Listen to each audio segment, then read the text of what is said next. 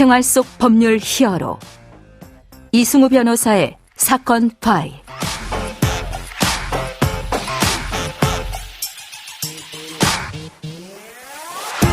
안녕하세요. 사건 파일 이승우 변호사입니다. 각종 사건 사고에서 여러분을 구해드리겠습니다. 오늘 열어볼 사건 파일은 여수 졸음쉼터 살인사건입니다.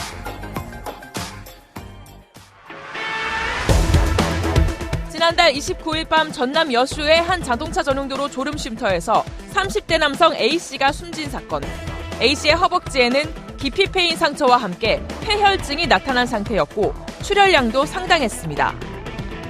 졸음쉼터 살인사건의 가해자는 성인 남자인 2명의 피해자들에게 회생 파산 절차가 불가능하다 이렇게 믿게 만들었습니다.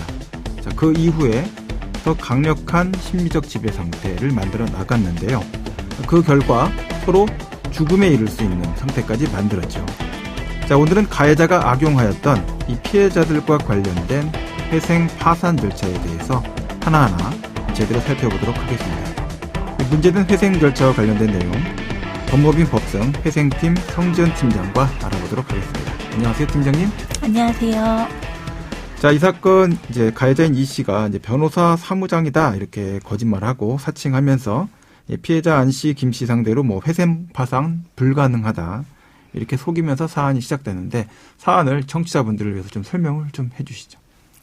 네, 이 씨는 채권 출심 정보와 변호사 사무실에서 근무했던 경력을 이용하여 지인 관계인 안 씨와 김 씨가 연인에게 카드를 빌려주고 사용하게 하면서 억대의 빚을 지게 된 사정을 알게 되자 금품을 뜯어낼 계획으로 안 씨와 김 씨의 개인회생과 파산 면책이 불가능하다고 믿게 만들었습니다. 네네.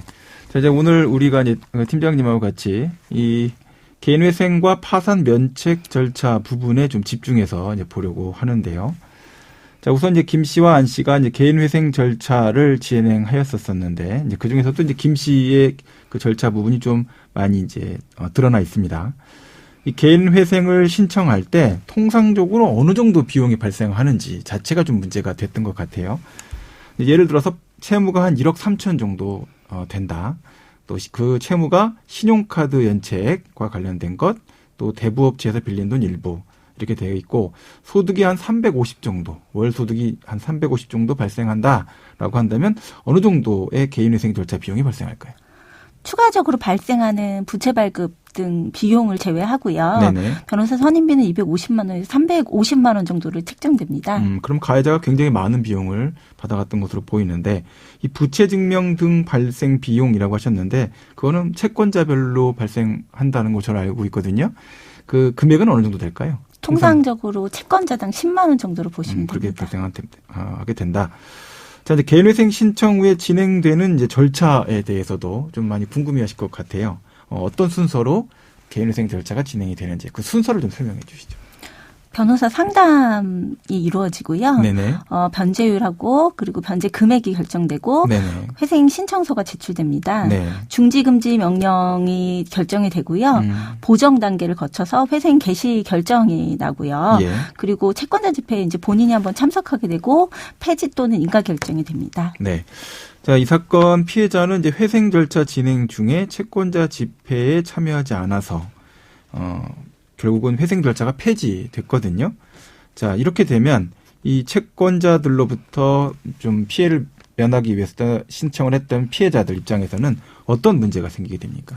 폐지 결정이 확정되는 후부터요. 금지 또는 중지되었던 강제 집행이 진행이 다시 되고요. 네. 그리고 추심은 다시 진행됩니다. 네네. 또한 그 판결 권한이 없었더라도 개시 결정 이후에 절차가 폐지된 이후에는요.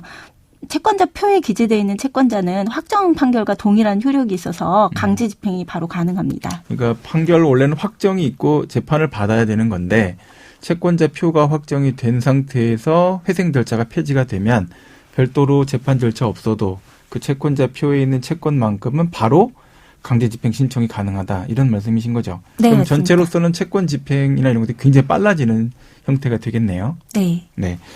자, 이제 개인회생이 정상적으로 진행될 경우에 이제 신용 회복을 받기 위해서 보통 회생 절차 신청하시잖아요. 신용 회복이 될 때까지 보통 어느 정도의 시간이 걸립니까? 개인회생은 원칙적으로 36개월 변제고 네. 경우에 따라 60개월로 늘어나는 경우가 있는데요. 네. 변제가 완료된 후에 면책 결정이 되고 면책 결정 2주간의 확정 기간이 필요하거든요. 그 예. 이후에 3개월 이내로 은행연합회에 통지되고 공공기록이 삭제되면서 신용 회복이 된다고 볼 수 있습니다. 그러니까 36개월, 60개월 이렇게 변제하는 거는 변제 기간 동안 약속된 변제 계획표에 따라서 변제를 하는 거고 그게 다 끝나야 그다음에 2주 정도 지난 후에 최종적으로 면책 효과가 발생한다. 그리고 면책 효과가 발생되고 나야 신용 회복이 은행연합회를 통해서 이루어진다. 이런 말씀이신 거죠? 네, 맞습니다. 네.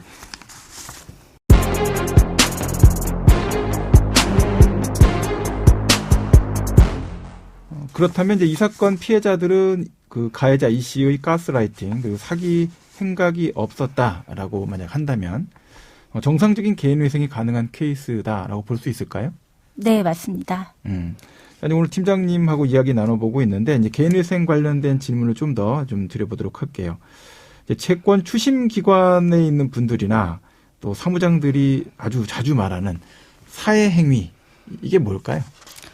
개인회생에 관련해서 사회행위라고 하면요. 고의적으로 재산을 숨기는 행위를 대부분 사회행위라고 합니다. 네. 고의적으로 재산을 은닉하는 행위다라고 했는데 그러면 사회행위의 대표적인 행위들이 어떤 것이 있는지 좀 설명을 좀 해 주시죠. 채무자의 재산을 다른 사람 명의로 취득하거나요. 채무자의 소득을 임의적으로 적게 신고하고 별도로 현금으로 지급받는 경우를 사회행위라고 봅니다. 재산을 은닉하거나 소득을 누락시키는 형태 이것들을 일반적으로는 회생 절차에서 사회행위다 이렇게 본다는 얘기죠. 네. 자, 그러면 법원은 이거에 대해서 보통 어떤 형태의 제재를 가하게 되나요? 개인회생 사회행위가 있을 경우에는요. 사건의 기각 사유, 네. 폐지 사유, 면책 취소 사유는 되지만 네네. 통상적으로는요. 실무적으로 변제 금액을 상향 조정하는 걸로 인해서 그 절차를 진행하고 있습니다. 그러니까 실제 그 실무상으로는 변제 금액을 더 내라, 더 변제하세요 이렇게 처리를 하지 뭐 바로 기각시키거나 폐지시키거나 하는 것처럼 종국 처분을 하지는 않는다. 근데 금액이 당연히 좀 심각하고 은닉하거나 또는 누락한 것이 많으면 폐지를 시키거나 면책 취소 이런 사유로 당연히 삼겠죠? 네, 맞습니다. 네. 자, 또 질문이 이런 것들이 나옵니다. 가족 계좌 이용해서 급여받으면 사회 행위에 해당됩니까? 이런 질문이 있거든요. 어떻습니까? 그것만으로 봤을 때 단순히 사회행위라고 보기는 어려운데요. 네네.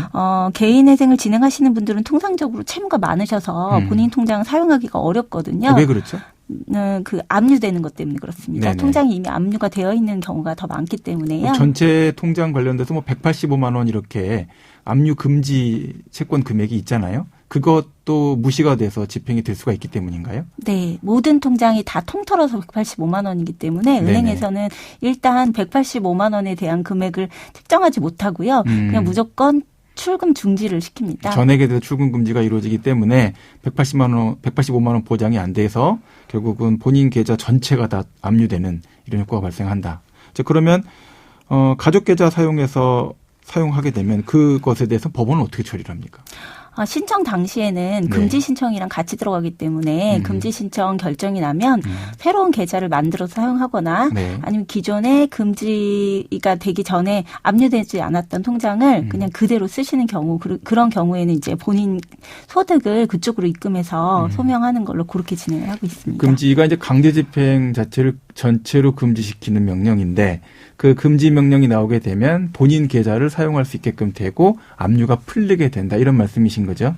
네, 압류가 기존에 있던 압류는 그냥 두되 새로운 압류가 되지 않는 거죠. 새로운 압류가 들어오지 않으니까 계좌를 계속 사용할 수가 있게 된다. 네. 이런 말씀이시죠. 자, 그러면 가족이 아닌 제3자, 타인 계좌를 이용하게 될 때는 어떻게 됩니까? 이것도 사행입니까? 타인 계좌를 이용하는 경우도요. 좀 네. 전에 말씀드렸던 것처럼 사용이 불가능해서 생활 자체가 어려운 상황이기 때문에 네네. 어느 정도는 인정을 해주고요. 단지 금지 결정 이후에는 본인 계좌를 반드시 사용해서 소명 자료를 제출하라고 보전 공고 사항이 나옵니다. 그래서 숨기면 안 된다. 네, 맞습니다. 소득도 숨기면 안 되고 타인 명의든 가족 명의든 해당되는 내용에 대해서는 신고를 제대로 하고 금지 명령 후에는 본인 명의 계좌로 바꿔야 된다. 네, 지금까지 성지연 팀장과 함께 개인회생 절차와 관련된 내용을 설명드렸습니다. 오늘 말씀 고맙습니다. 감사합니다. 생활 속 법률 히어로 이승우 변호사였습니다. 내일도 사건에서 여러분들을 구해드릴 사건 파일 함께 알겠습니다.